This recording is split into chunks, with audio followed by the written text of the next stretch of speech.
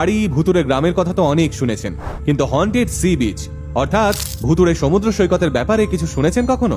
ভারতবর্ষের বুকেই রয়েছে এমন এক ভুতুরে সমুদ্র সৈকত, যেখানে অন্ধকারের পর আর কোনো টুরিস্ট পা রাখার সাহস পায় না, কারণ অন্ধকারের পর এই সমুদ্র সৈকতে বেড়াতে গিয়ে নাকি অনেক মানুষ হারিয়ে গেছে। এমনকি কয়েক বছর আগে এই সি বিচ থেকে এমন এক মৃতদেহ উদ্ধার হয় যার চোখ দুটো ঠিকরে বেরিয়ে এসেছিল ভয়ে। কিন্তু কোথায় রয়েছে এমন অলৌকিক অদ্ভুতুরে সমুদ্র সৈকত, আর কেনই বা স্থানীয় লোকেরা এই সি বিচকে শয়তানের বাগান বলে ডাকে? চলুন তাহলে সেই সবটা জেনে নিই আজকের এই ভিডিওতে। আরব সাগরের তীরে প্রায় 2 কিলোমিটার জায়গা জুড়ে বিস্তৃত ডুমাস সমুদ্র সৈকত। দিনের আলো থাকতে এই ডুমাস সমুদ্র সৈকতে গেলে আপনারা দেখতে পাবেন লোকেরা স্নান করছে, স্থানীয় হকারেরা ভুট্টা, পাওভাজি, মিষ্টি বিক্রি করছে। কিন্তু বিকেলের আলো ফুরোতে শুরু করলেই ধীরে ধীরে ফাঁকা হতে শুরু করে এই ডুমাস সমুদ্র সৈকত। পর্যটকদের এদিক ওদিক ঘুরে বেড়াতে দেখলে দোকানিরাই সাবধান করে দেন, আলো থাকতে থাকতে এখান থেকে চলে যান, সূর্য ডোবার পর আর এখানে থাকবেন না। কিন্তু সি বিচের সন্ধে তো মানে মাছ ভাজার গন্ধ আর জমজমাট মেলা মেলা ভাব। দীঘা পুরী ঘোরার সূত্রে আমরা অন্তত সেটাই জানি। তাহলে ঠিক কোন কারণে সন্ধ্যের পর খাঁকা করে এই ডুমাস বিচ?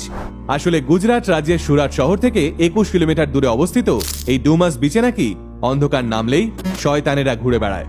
আর এর কারণ, একসময় নাকি ডুমাস বিচে শয়ে শয়ে মৃতদেহ পোড়ানো হতো। প্রচলিত ধারণা অনুযায়ী ডুমাস বিচের ধারে যে মৃতদেহগুলো পোড়ানো হয়েছিল সেই নশ্বর মৃতদেহের ছাই নাকি আজও মিশে রয়েছে ডুমাস বিচের বালিতে। ঠিক এই কারণেই নাকি ডুমাস বিচের বালির রং হলদেটে নয়, কালো। আর এই কালো রঙের বালির মধ্যেই নাকি মিশে রয়েছে ডুমাস বিচের সমস্ত অলৌকিক এবং অদ্ভুতুরের রহস্য। স্থানীয়দের মতে সকালবেলা ডুমাস বিচকে দেখলে সৃষ্টিকর্তার ঘর বলে মনে হলেও সূর্যাস্তের পর এই বিচ আসলে শয়তানের বাগান হয়ে ওঠে। ধু ধু ফাঁকা সমুদ্র সৈকত থেকে নাকি মাঝে মাঝে বিকট চিৎকারের শব্দ শোনা যায়। কেউ কেউ এখানে মহিলা ও শিশুদের কান্নার আওয়াজও শুনতে পেয়েছেন। প্রচলিত লোককথা অনুযায়ী এই ডুমাস বিচে নাকি অনেকেই জেদ ধরে রাতের বেলা একা একা ঘুরে বেড়াতে গেছিলেন। তাদের মধ্যে অনেকেই নাকি ভোরবেলা ফিরে আসেননি, আর যারা ফেরত এসেছিলেন তারা নাকি বহুদিন অবধি মানসিক ভারসাম্যহীনদের মতো আচরণ করতেন। কয়েক বছর আগে এই ডুমাস বিচে একটা মৃতদেহ উদ্ধার হয়, যার জিভ মুখ থেকে অনেকটা বেরিয়েছিল এবং চোখ দুটো কোনো একটা অজানা ভয়ে ঠিকরে বেরিয়ে আসছিল। আর এই ঘটনার পর থেকেই গুজরাট রাজ্যের এই ডুমাস বিচটি কুখ্যাত হয়ে উঠেছে ভারতবর্ষের ভৌতিক সমুদ্র সৈকত হিসেবে। তবে বৈজ্ঞানিক মহল ডুমাস বিচের এই ভৌতিক অভিজ্ঞতা সম্পর্কে মানতে নারাজ।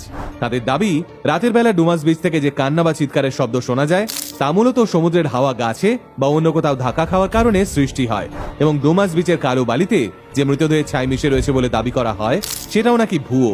আদতে এখানকার বালিতে প্রচুর পরিমাণে আয়রন মিশ্রিত রয়েছে, যার ফলেই নাকি ডুমাস বিচের বালির রং কালো।